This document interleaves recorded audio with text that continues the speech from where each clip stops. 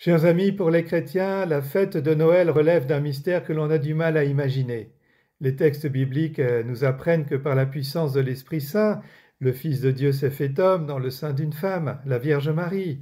Non pas qu'il s'est transformé en homme, mais qu'il s'est soumis à la condition humaine en s'incarnant, en s'enfouissant dans un Fils d'homme et en assumant toutes les réalités et toutes les limites de cet homme, en commençant par la conception jusque la mort sur la croix.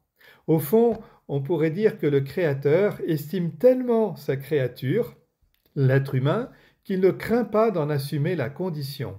Et c'est incroyable. Imaginez-vous un potier qui voudrait se faire poterie pour sauver sa production. On trouverait ça ridicule. Pourtant, il y a plus de différence entre Dieu et nous qu'entre le potier et sa poterie, entre deux créatures, alors qu'entre Dieu et nous, c'est une différence entre un créateur et sa créature. C'est tout autre chose. Alors je crois que nous pourrions même dire que dans la foi chrétienne, on croit que Dieu, par son propre Fils, estime notre humanité bien plus que nous. Nous, les hommes, nous avons toujours tendance à vouloir sortir de notre condition. D'ailleurs, c'était la tentation du diable auprès d'Ève et d'Adam. Vous serez comme des dieux si vous mangez du fruit de l'arbre. Et en fait, en voulant manger comme des dieux, ils s'aperçoivent qu'ils sont tout nus, c'est-à-dire comme des hommes faibles.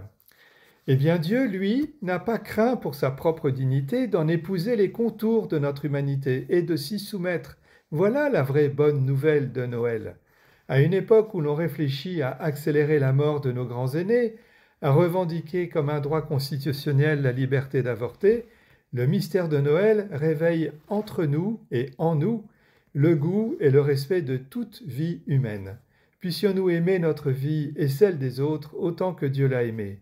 Joyeux Noël à tous.